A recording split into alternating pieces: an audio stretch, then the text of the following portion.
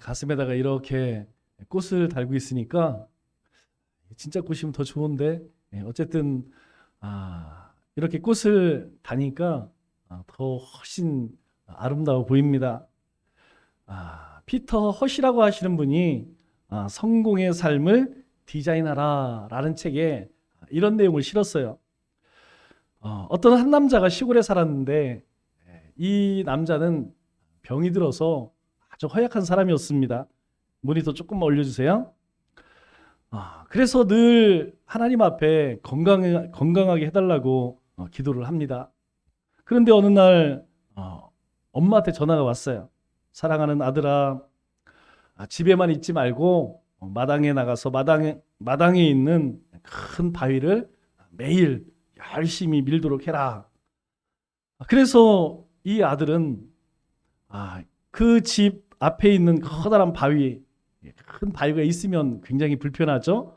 그래서 그 바위를 매일 열심히 밀었습니다. 그런데 6개월이 지났음에도 불구하고 이 바위는 전혀 움직이지 않았어요. 6개월 동안 그렇게 열심히 바위를 밀었지만 조금도 변한 게 없어서 이 남자는 참 실망을 하게 됩니다. 내가 6개월 동안 헛수고를 했구나. 괜히 욕만 썼구나. 이렇게 생각을 했죠. 그런데 그때 엄마에게 전화가 왔습니다. 사랑하는 아들아, 어찌하여서 그렇게 슬퍼하느냐. 그때 이 남자가 이야기해요. 엄마 말대로 6개월 동안 병든 몸으로 힘들게 바위를 밀었는데 바위는 조금도 움직이지 않았어요. 그러니까 엄마가 그렇게 이야기를 합니다. 그래, 그런데 나는 너에게 그냥 바위를 밀라고 했지 바위를 옮기려고 한 적은 없다. 이제 가서 거울 앞에서 내 모습을 한번 보도록 하여라. 그런데 거울 앞에 선 이 남자는 깜짝 놀랐습니다. 왜냐하면 6개월 동안 열심히 바위를 밀었더니 아주 건강한 모습으로 바뀌어져 있어요. 그리고 생각해 보니까 아픈 것도 언제나 아는지 싹 고쳐진 것입니다. 이 엄마는 이 아들의 눈물을 보면서 이 아들을 고쳐서 건강한 사람, 그런 사람 만들어야겠다.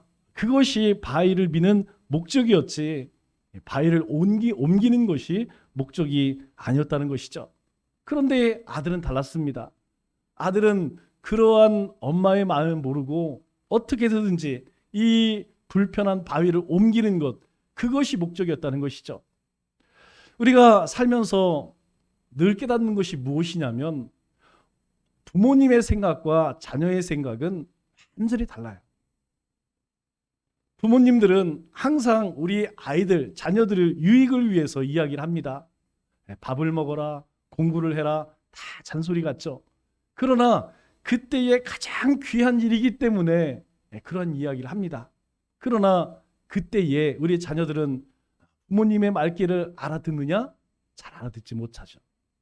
언제 알아듣게 되느냐? 이제 부모님께서 이 세상을 떠날 즈음 되면 이제 내 자식이 말귀를 알아듣지 못하고 어느 정도 장성하게 되면 그때 부모님의 마음은 이런 것이었구나. 그렇게 깨닫게 되죠.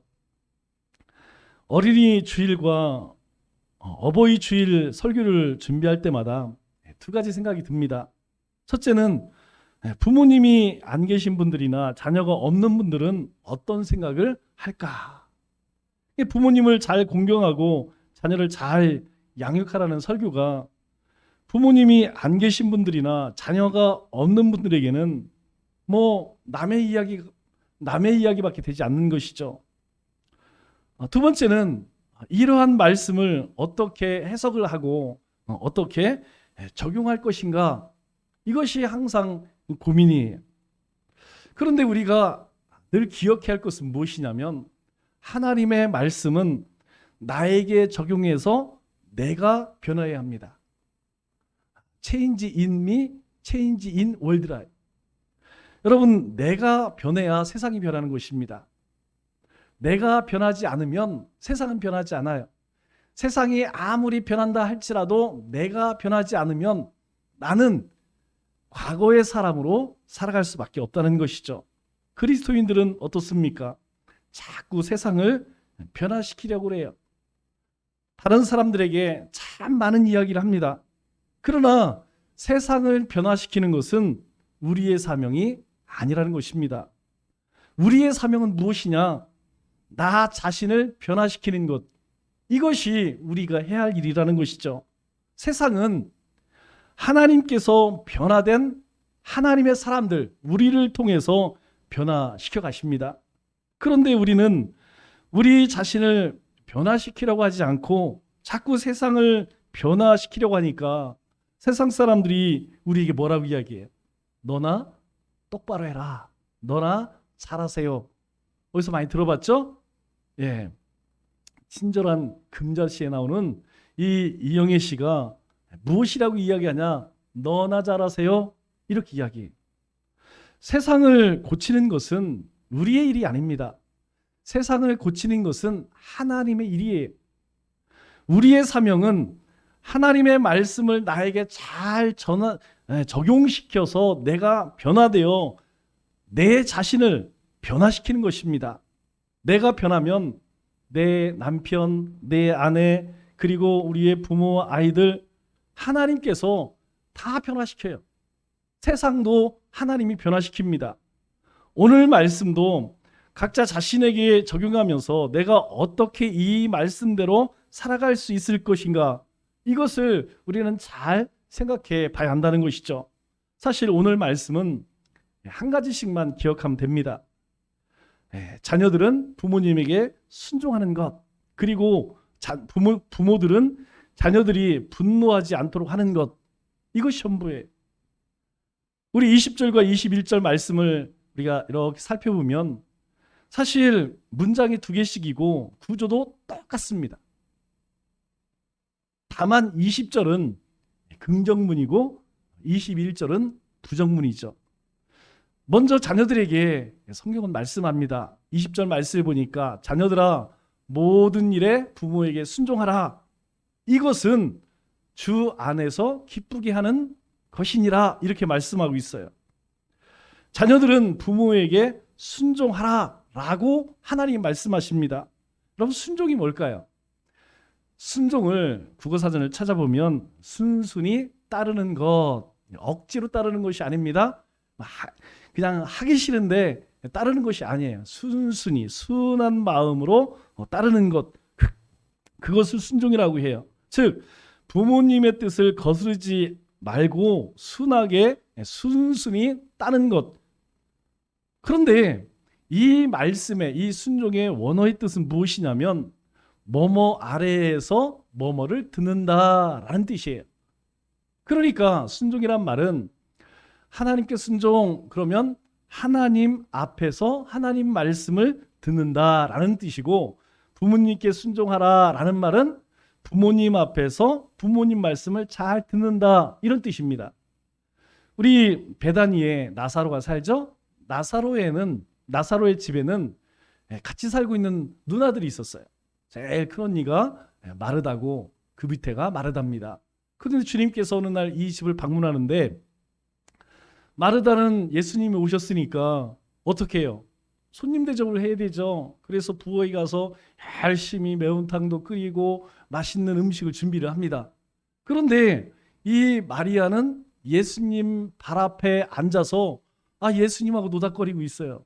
그래서 성경은 뭐라고 이야기하냐면 이렇게 이야기합니다. 누가복음 10장 39절 40절 말씀을 보니까 마리아는 주의 발치 아래 그의 말씀을 듣더니 마르다는 음식 준비하느냐고 마음이 분주했다라고 이야기해요.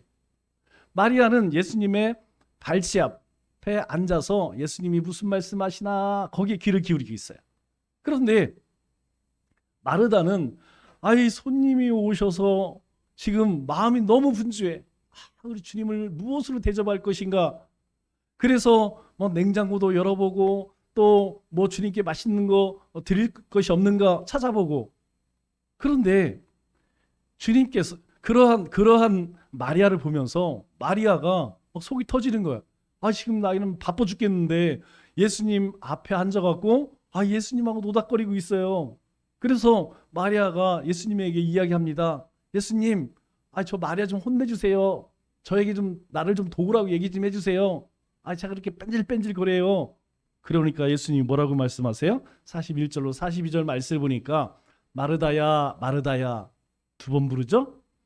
내가 많은 일로 염려하고 근심하나 몇 가지만 하든지 혹은 한 가지만이라도 촉하니라. 이 얘기는 더 쉽게 이야기하면 지금 내가 하고 있는 일, 그 일 즐거움으로 해.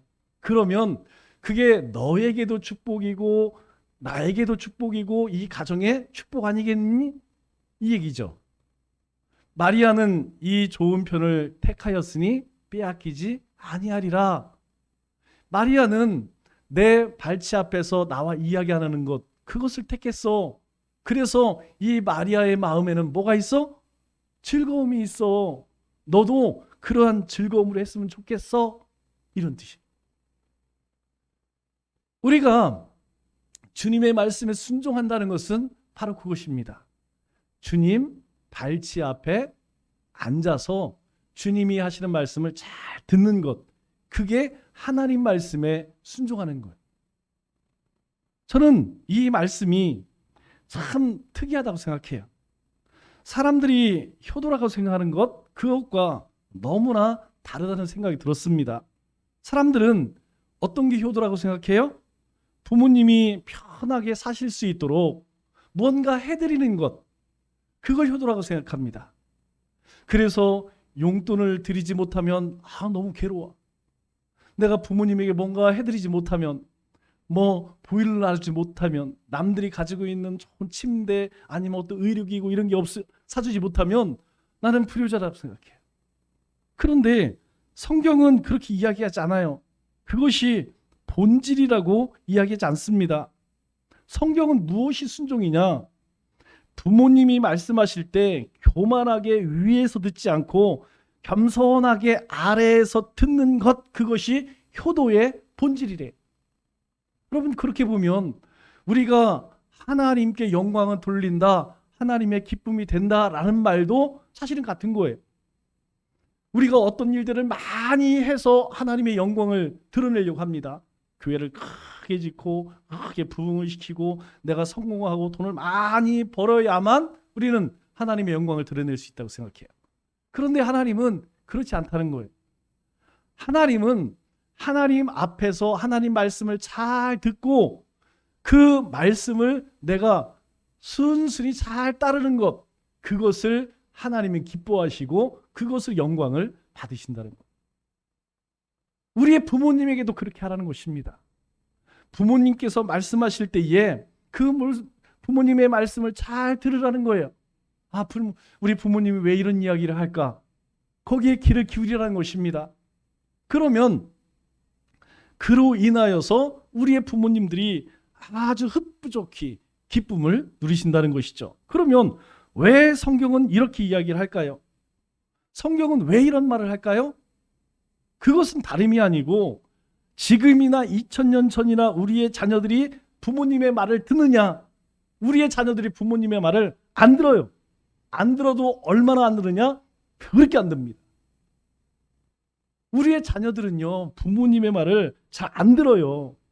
우리의 자녀들이 부모님들에게 주로 하는 말이 그겁니다. 알았어. 됐다 그래. 다 알아. 그건 옛날 방식이요. 그건 꼰대. 여러분 그렇게 대꾸하지 않습니까? 그런데 자녀들이 부모님과의 대화를 참 즐겁게 여기지 않아요. 우리의 자녀들이 부모님과 대화를 하는 그 시간을 굉장히 아깝게 생각합니다. 여러분, 그럴 때에 자녀들이 그런 말을 할 때에 부모들이 솔직히 어떤 생각이 듭니까? 거절감을 느껴요. 나는 내 자녀가 사랑스럽고 그리고 걱정이 돼서 이야기하는데 아이들은 마치 그냥 잔소리하는 것처럼 됐어. 알아. 이렇게 반응을 하면요. 마음 가운데에 거절감을 느껴요. 여러분, 관계가 발전을 하려면 어떻게 되죠? 대화만 잘 이루어지면 큰 문제가 생기지 않아요. 그것은요, 어느 곳이나 마찬가지입니다. 교회도 마찬가지고 세상도 마찬가지고 우리의 삶의 터전도 가정도 마찬가지예요. 이야기만 잘 되면, 소통만 잘 되면 큰 문제가 없어요. 그런데 문제는 우리의 자녀들이 부모님과 이야기 나누는 것을 굉장히 부담스러워해요. 별로 안 좋아해요.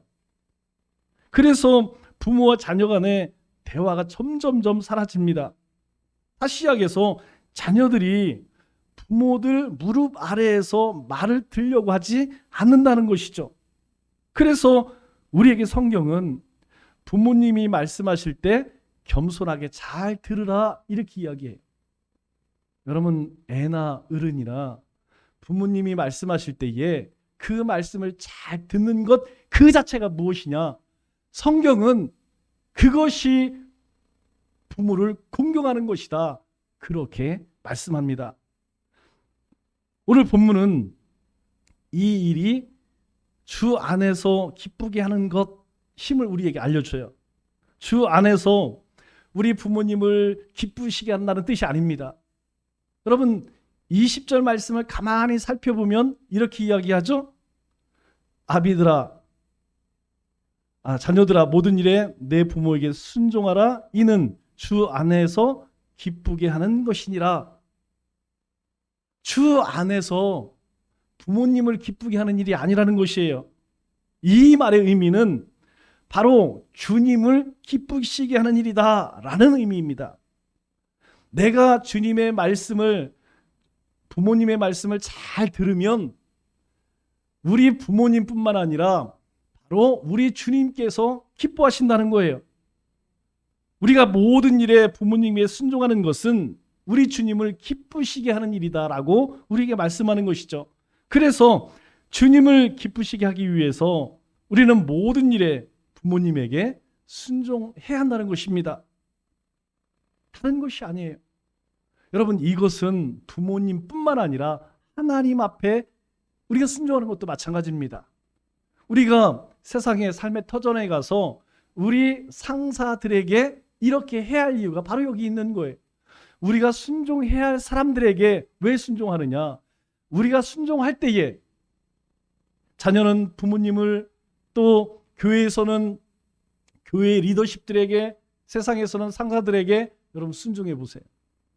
하나님이 영광을 받으신다니까요. 누구를 통해서? 나를 통해서. 나의 선한 행실을 통하여서 하나님은 나를 존귀하게 만들어주시고 나를 통해 하나님은 영광을 받으신다는 거예요. 여러분, 그리스도인의 삶의 목적이 무엇입니까? 우리 그리스도인들은 사나 죽으나 우리 주님을 기쁘시게 하는 것이 우리의 삶의 근본적인, 본질적인 목적이라는 것이죠. 우리 주님이 기뻐하지 않는다면 효도는 왜 할까요? 여러분, 세상 사람들 보세요. 우리 뉴스에 나오는 사람들 한번 보세요.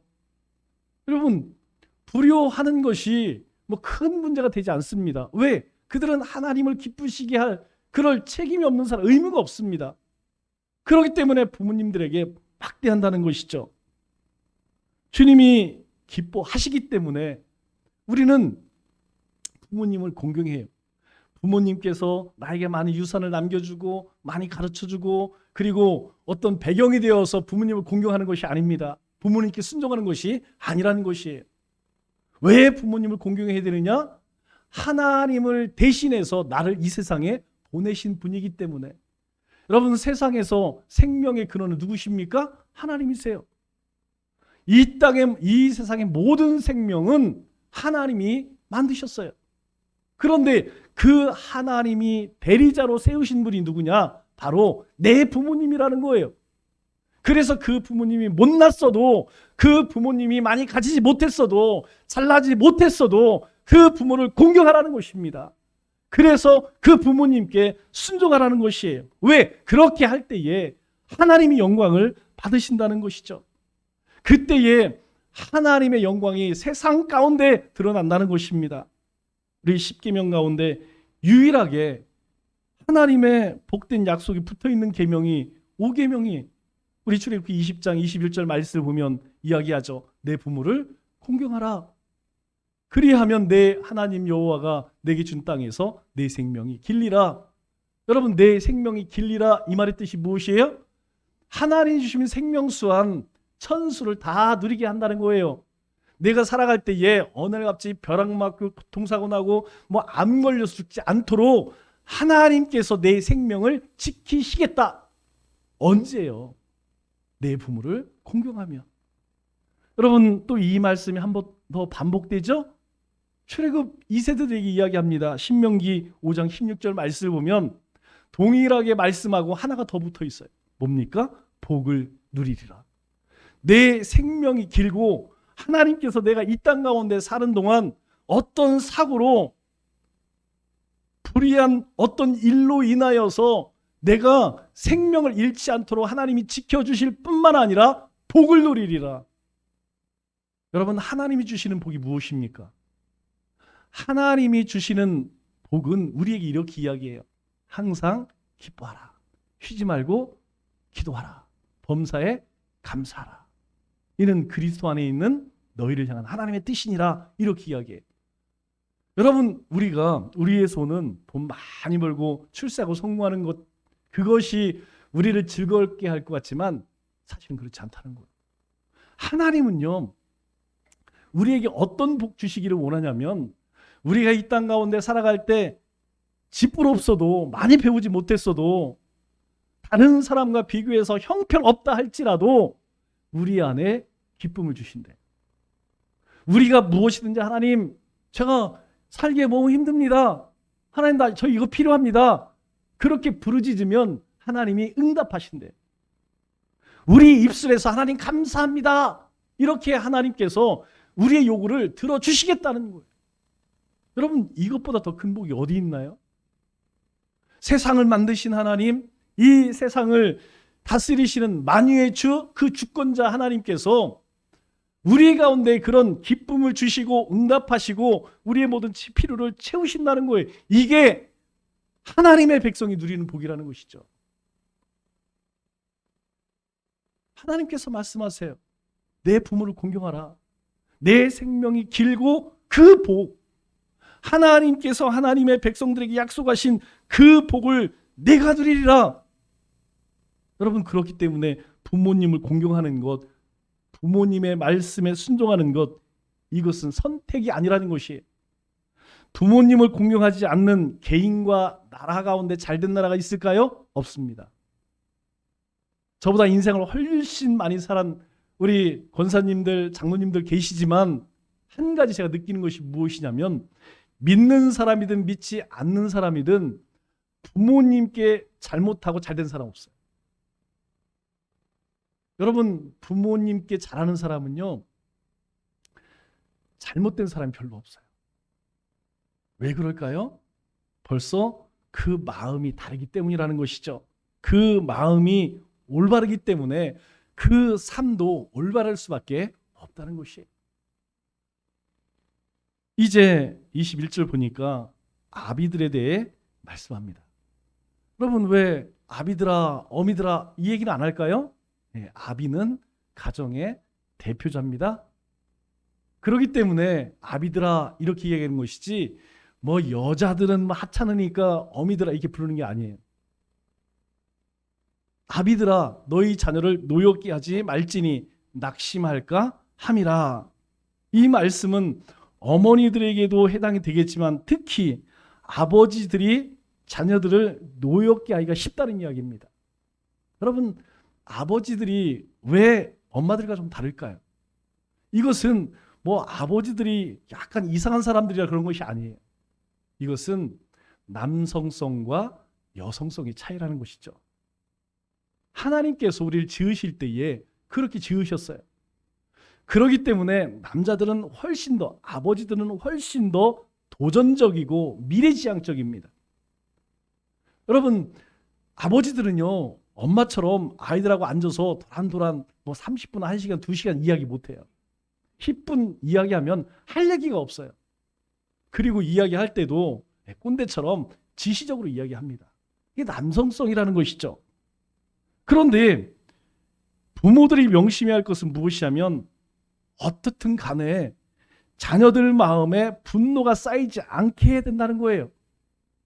자녀들 마음에 분노가 쌓이면 오늘 말씀을 보니까 낙심할까 함이라.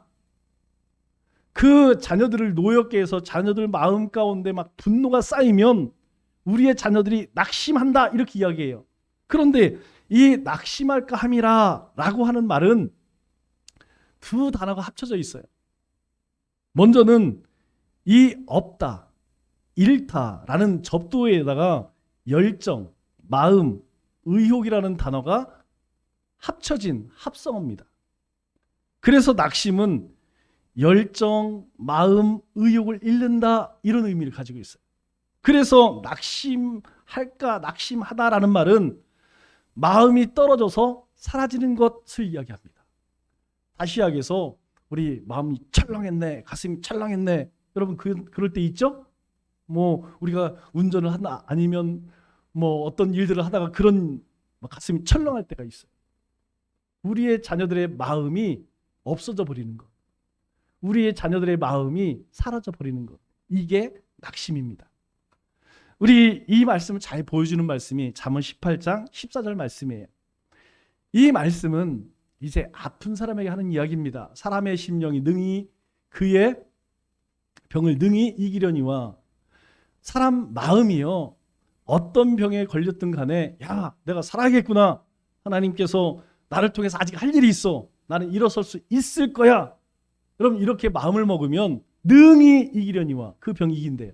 그 병이 어떤 병이든 일어난답니다. 그런데 심령이 상하면, 마음이 낙심되면 그것을 누가 일으키겠느냐? 못 일어난다는 거예요. 아유, 난 안 되겠어. 예, 안 됩니다. 나는 일어설 수 있어. 일어섭니다. 힘을 얻는 것이에요. 아이들의 마음에 분노가 쌓이면 뭘 잃어버린다고요? 삶의 열정을 잃어버려요. 삶의 목적을 잃어버린다는 것입니다. 아이들 마음에서 살고 싶은 생각이 사라진다는 것, 여러분 얼마나 두려운 일입니까? 학교 왜 가는지 모르겠어. 나는 왜 사는지 모르겠어. 나는 비전도 꿈도 없어. 여러분 이런 이야기를 부모님이 들으면 가슴이 철렁해요. 뭐 공부 못하는 건 괜찮아요. 뭐 다른 아이보다 뛰어난 거 없어도 괜찮습니다. 그런데 우리 애들이 나는 살 맛이 안 나. 여러분 앞길이 구말리 같은 우리의 자녀들 입에서 이런 이야기를 나누면 부모님들은요 잠을 못 자요. 잠을 자시는 분들이 이게 이상한 거죠. 저절로 주님 앞에 나와서 기도 안 할 수가 없다니까요. 이것이 저주라는 것이에요. 우리의 자녀들 마음 가운데에 어떤 소망도, 비전도, 꿈도, 열정도 다 사라져버려요. 여러분 이것이 저주입니다. 여러분 저주라는 말은 묶는다, 올가맨다 라는 뜻이에요. 여러분 아무리 숲속의 왕이라고는 호랑이도요 이 덫에 한번 딱 걸리면 꼼짝을 못합니다. 여러분 자기 스스로 이 덫을 풀고 나올 짐승은 없습니다. 아무리 똑똑한 여우도 아무리 용맹한 호랑이도 한번 묶이면 얽매이면 못 나온다는 것이에요. 우리의 자녀들이 그렇다는 거예요. 우리의 자녀들이 이 낙심에 한번 얽매이면 그것이 그 삶의 저주가 된다는 것이에요. 자녀들 마음에 분노가 쌓이면 자녀들이 모든 일에 삶의 의욕을 잃어버리게 된다는 것이죠. 그래서 부모가 자녀에게 해줘야 할 가장 좋은 선물은 무엇이냐면 의욕을 북돋아주는 일, 꿈을 갖게 하는 일입니다. 야, 공부해. 너 공부하는 거. 여러분 왜 공부를 안 할까요? 공부해야 할 동기가 없어요. 여러분 학업을 고등학교를 졸업하고 대학을 졸업하고 이게 중요한 것이 아닙니다. 내가 이 땅 가운데 이 세상 가운데 무엇을 위해 살까? 내가 뭘 위해 살까? 이것이 없으면 여러분 공부의 의미, 사는 목적, 이유가 없어져요. 여러분 학생만 그럴까요? 아니, 직장 다니는 우리 자녀들도 마찬가지입니다. 내가 사는 이유가 없으면 직장 다니는 것이 지옥이 되는 거예요. 내가 일하는 것에 그 보람을 얻을 수 있느냐? 없다는 것입니다. 삶의 즐거움을 느끼지 못한다는 거예요. 가정을 이뤄도 마찬가지입니다. 가정을 이뤄도 그 마음 가운데에 열정을 잃어버리면, 사랑을 잃어버리면 가정에 집중할 수 없다는 것이죠. 여러분, 우리 자녀들에게 저주되는 말이 어떤 걸까요? 여러분, 다른 거다. 그것밖에 못해? 네가 그렇지 뭐. 너 안 돼. 하지 마. 여러분, 이 같은 말들은 우리의 자녀들을 올가매는 저주라는 것이에요. 아이들의 마음을 올가매서 무기력해 하는 그런 말들이라는 것이죠. 삶의 열정을 잃어버리게 만든다는 것입니다. 그래서 성경은 무엇이라고 이야기하죠? 에베소서 6장 4절 말씀에 이렇게 권면합니다. 제가 오늘 대표하는 장로님의 기도를 가만히 들어보니까 오늘 설교 말씀의 내용들을 다 이야기하시더라고요. 성경은 우리에게 어떻게 자녀들을 양육할 것이냐? 너희 자녀를 노엽게 하지 말고 분노 쌓이게 하지 말라는 것이에요. 왜? 마음 가운데 분노가 쌓이면 우리 부모님 나를 사랑하지 않나 봐. 내가 뭘 필요한지 관심이 없나 봐. 여러분, 그런 마음을 갖게 되면 우리의 자녀들은 모든 것에 대해 의욕을 잃어버려요. 그래서 하지 말라는 것입니다. 대신 오직이란 얘기 뭐예요? only one, 하나. 다른 것으로 하지 말라는 거예요. 오직 이거 한 가지로 하라는 거예요. 주의 교훈과 훈계로 양육하라. 내가 아무리 잔소리를 하고 내가 아무리 떠들어도 우리의 자녀들, 말 않는 우리 자녀들, 뻔뻔한 우리의 자녀들 안 바뀐다는 것이에요. 그런 것들로 하지 말고 오직 주의 훈계와 주의 교훈으로 양육하라. 그러면 우리의 자녀들이 바로 선다는 거예요. 그러면 교훈이 무엇입니까? 여러분, 교훈은요, 하나하나 따라할 수 있도록 실제 예를 보여주면서 가르쳐 주는 것, 이것 솔선수범이 교훈이라는 거예요. 애들에게 아무리 떠들 거 없습니다. 기도하는 모습 보여주면 돼요. 하나님 앞에 무릎 꿇는 모습 보여주면 됩니다. 말기참미하는 모습 보여주면 된다는 것이죠. 큐티하는 모습 보여주면 된다는 것이죠. 어떤 일이 있어도 예배하는 모습 보여주면 된다는 것이죠. 오늘은 뭐 이런 일이 있고 저런 일이 있으니까 오늘은 이렇게 하고 저렇게 하고, 그 모습들을요 우리 아이들이 기억을 합니다. 그리고 자라나서 오늘은 이런 일이 있고 저런 일이 있네. 우리 엄마도 그렇게 했는데, 우리 아버지도 그렇게 했는데 그렇게 하지 뭐. 성경은 이걸 뭐라고 이야기해요? 하나님을 무시하는, 하나님을 경홀히 여기는, 업신 여기는 그런 행위라고 이야기해요. 그것 보여서는 안 된다는 거예요. 어떤 일이 있어도 하나님 말씀을 부여잡고 기도하며 예배하고 그 말씀에 순종하는 모습을 보여주라는 것이에요. 그러면 우리의 자녀들이 그 모습을 보고 그들이 그러한 상황 가운데 놓였을 때에, 인생을 어떻게 방향을 잡지 못할 때에, 어떤 시련과 고난이 찾아올 때에 그들이 기억한다는 거예요. 하나님을 기억하는 것이 아니고 부모님이 하나님을 붙들고 간구하였던 그 모습을 우리의 자녀들이 기억하고 하나님 앞에 나와 엎드린다는 것이에요. 그것이 교훈이라는 것입니다. 훈계는요, 정신을 차리도록 깨우쳐 주는 것이에요. 여러분, 이전에 우리의 자녀들 깨우쳐 주기 어떻게 했을까요? 회초리 들었어요. 여러분, 회초리 치면 아유 신나네? 여러분, 그럴 부모 한 명도 없다는 것이죠. 왜 회초리를 듭니까?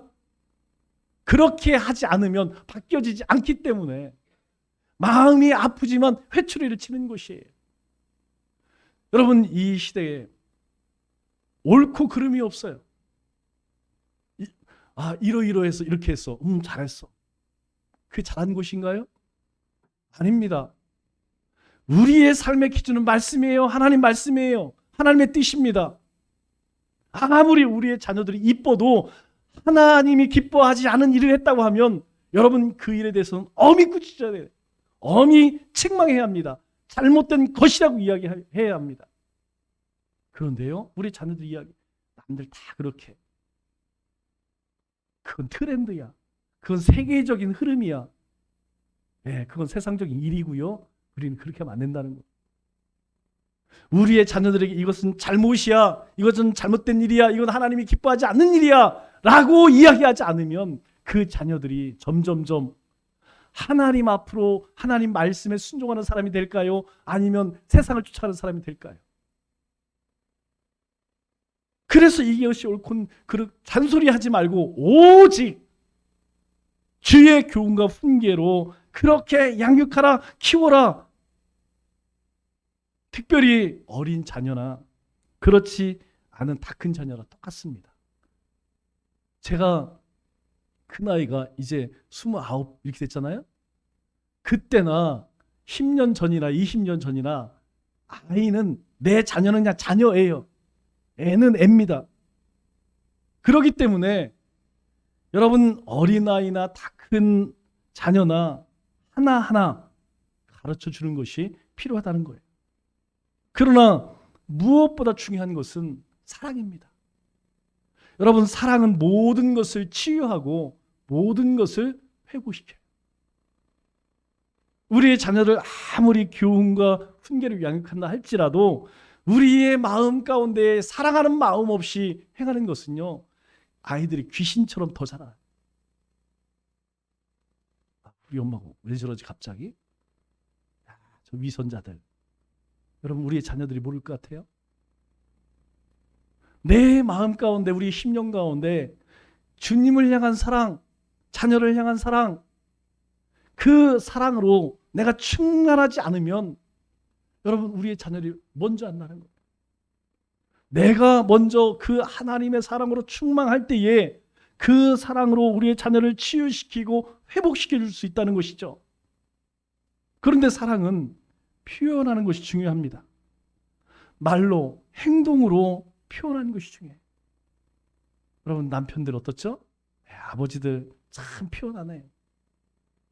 저도 이거 한번 뭐 하려고 하면 뭐 아이들이 전화 끊을 때에 사랑해요, 아빠도 해야지, 못 하겠어. 그냥 미투, 쑥스러우니까. 말뿐만 아니라 진심으로 가족간 서로 위로하고 사랑하면서 살아야 한다는 것이죠. 왜요? 왜 그럴까요? 시간이 없어요. 여러분, 우리의 시간은 너무나 빨리 지나갑니다. 그때 내가 미안하다고 할 걸, 그때 사랑하다고 할 걸. 여러분, 내가 나중에 해야지, 다음에 해야지. 그런데요, 그 자녀는, 그 부모님은 내 곁에 없다는 거예요. 저도 그 생각 못했어요. 그냥 부모님들은 영원히 함께 하실 거라고 생각했어요. 작년 10월 어머니 돌아가셨을 때 제가 염할 때 딱 한마디밖에 못 하겠더라고요. 엄마, 고맙고 사랑해요.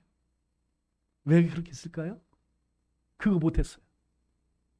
제가 결혼하고 21년을 모시고 살았지만 가만히 생각해보면 21년 동안 엄마 손 한번 잡으면 엄마 참 고마워, 엄마 참 사랑해. 여러분, 이걸 해본 적이 없어요. 이걸 못했어요. 여러분, 부모님도 우리의 자녀들도 우리 곁에 영원히 있는 것이 아닙니다. 더 늦기 전에 사랑한다고 여러분 고백하시기 바랍니다. 그러면 우리의 마음이 따뜻해져요. 우리의 마음이 풍성해집니다. 말씀을 맺겠습니다. 하나님께서 오늘 우리에게 모든 일에 부모님에게 순종하라 명령하셨습니다. 왜 그럴까요?